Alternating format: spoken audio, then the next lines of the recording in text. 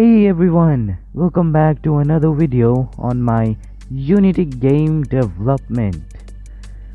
This game is based on a martial arts called Muay Thai, and I've finished my movement system in the last few episodes. So in this episode I will be focusing on some action. Now, last episode I showed this collider that I had attached to the left arm, and I thought that I could just easily make that work. But once I did start, it didn't quite work out. So after trying to find for a solution for a couple of hours, I chose a method which felt better. So the thing that I thought of before could have and probably would have worked, but I just wasn't able to figure that out by myself. I needed a bit of help just to get the right idea on how I can actually detect collisions with this collider setup. Of course, I did have ideas in mind before going into this, but those ideas failed.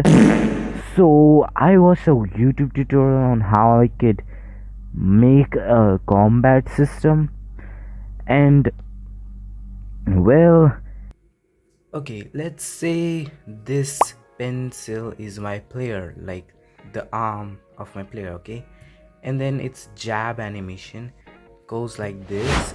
Okay, and then this point here is like the final point, till the arm reaches for the jab animation. Okay, so like this here would be the gloves, and then after it will go back. So let's say here I could place a collider.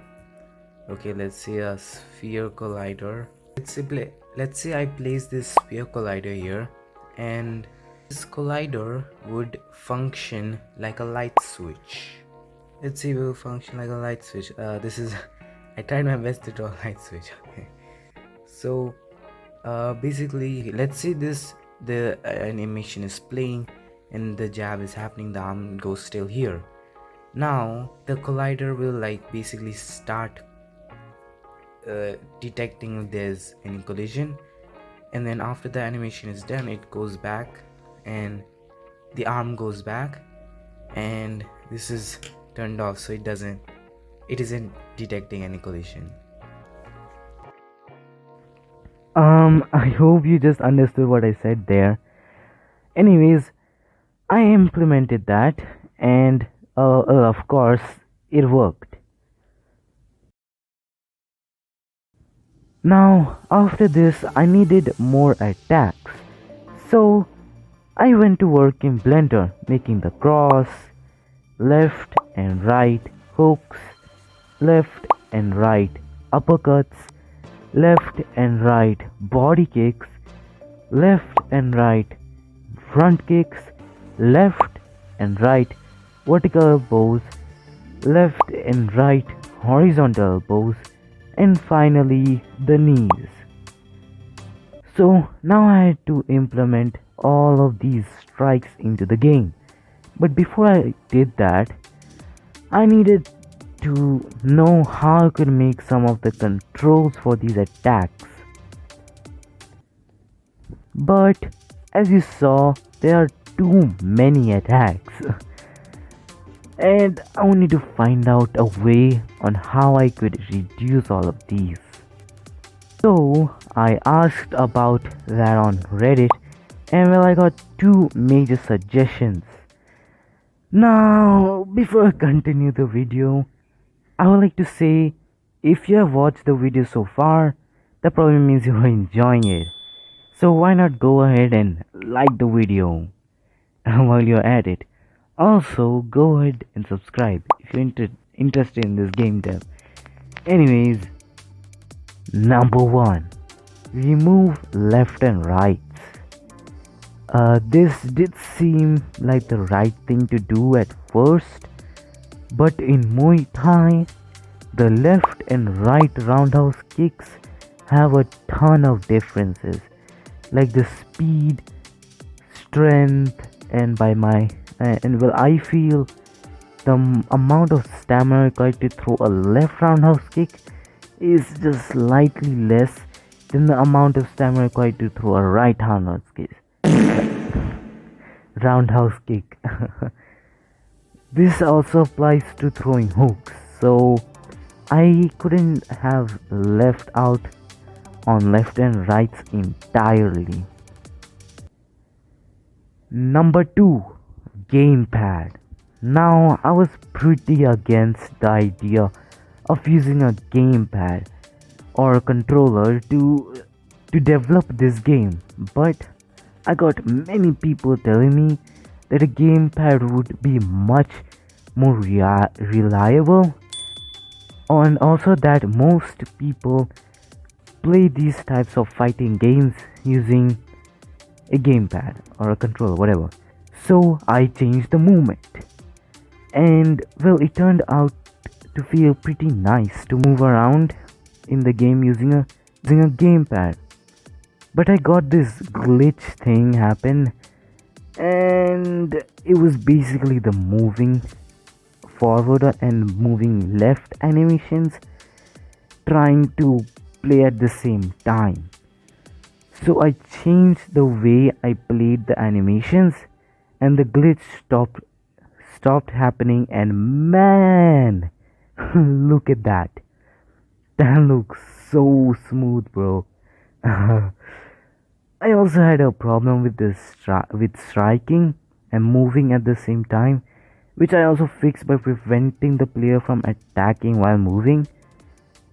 Now I imported all the animations into Unity and started giving them controls. So these are the controls so far. Also, I'm saying these according to my PlayStation 4 controller.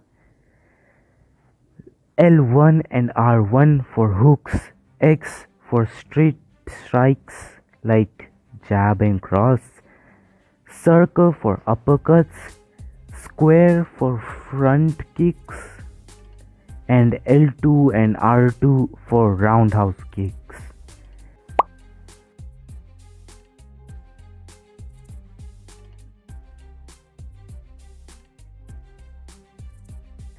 Now, what I mean by, let's say, X for straight punches is that if I'm holding down L1 and X, then the player would throw a jab, and that's for all the attacks. And if I only press X, then the player would do a defense move like blocking or countering or something like that. And like basically left one, L1 and R1 are like left and right. You pick those, and the defending move would be for the strike. Let's say I am holding down the square button for front kicks, and the defense move for front kicks would be like grabbing the legs.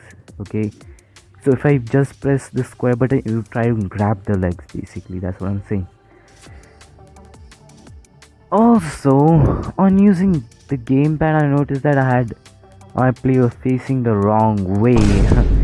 So I fixed that as well. So I implemented all the controls in, and here's the final result. And I think it's looking pretty nice. Now, when we hit the opponent, I wanted the opponent to have a reaction and not just stand there like a ghost or something.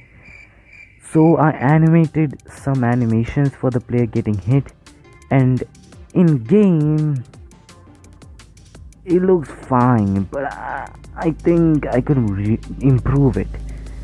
But when I went back to Blender to reanimate these animations, I thought that I shall just make the real player model that I'll be using for the game, and animate that instead. So, next episode I will be making new models and be adding some effects. So, make sure to subscribe to not miss the next episodes. Also, make sure to like the video. And that's it for this game dev. Meet you next episode. That's it.